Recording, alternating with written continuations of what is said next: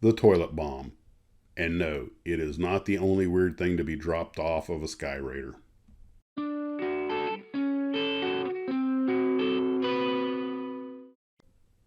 Military humor is an interesting kind of humor, and you just never know what is going to become the stuff of legend.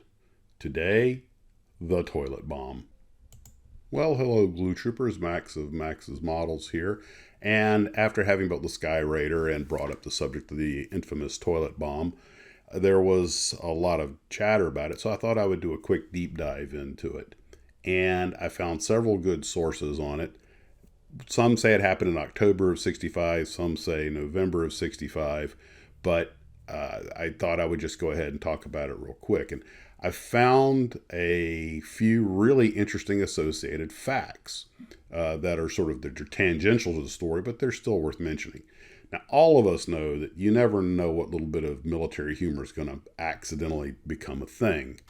But I'm just going to read off what I found. There's a couple of really good sources out there about it.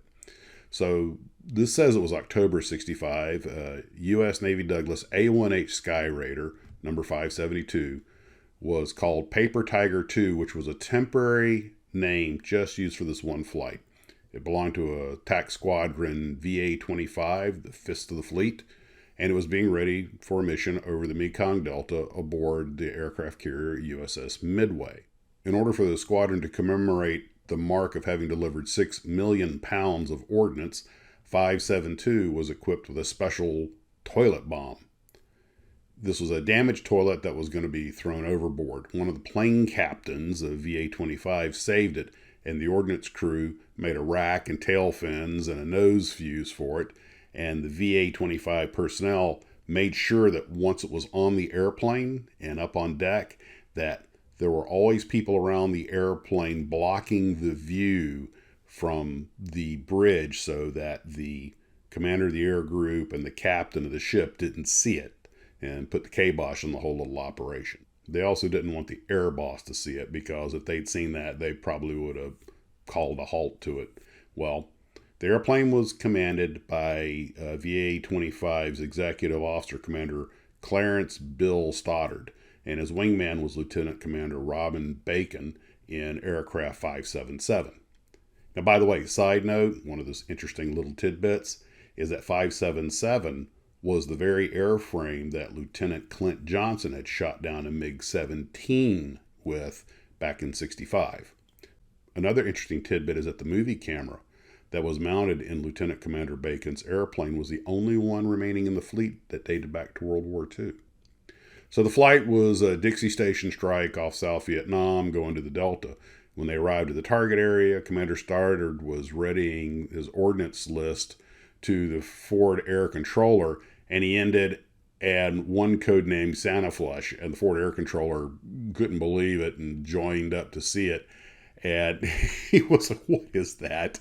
And it was dropped in a dive with Lieutenant Commander Bacon in a tight wing position to film the drop. When it came off, it turned hold of the wind, started to tumble, and almost struck Bacon's airplane. And if it had hit, just side note, if it had hit Bacon's airplane and he'd gone down and had to parachute out, can you imagine the debrief on that one? However, just as the airplane was being shot off, they got a 1MC message from the bridge. What the hell was that on 572's right wing? There were a lot of jokes with air intelligence about germ warfare. The film footage became very popular for the officers and men to watch on the aircraft carrier after the mission, and of course it kind of became legendary. Regrettably, it was still a war, and 11 months later, while flying off the USS Coral Sea, Commander Stoddard was killed while flying the exact same airplane, 572, in October of 66. A report states that he was hit by 3 SAM missiles over Vinh while on a reconnaissance mission. But at least he left an indelible mark on naval aviation history. One he probably didn't expect to leave, but there it is. And I should add that Brengun Models makes a 148 scale toilet seat kit to add to your Skyraider, so I'm going to have to drum one of those up. I've had a couple of Glue Troopers contact me about them. There's a few of them on eBay. I'm going to have to do one of my Skyraiders with the toilet seat bomb. Sorry, got to do it.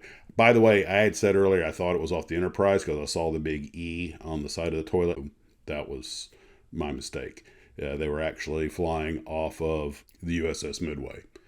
Well, guys, that's what I have today.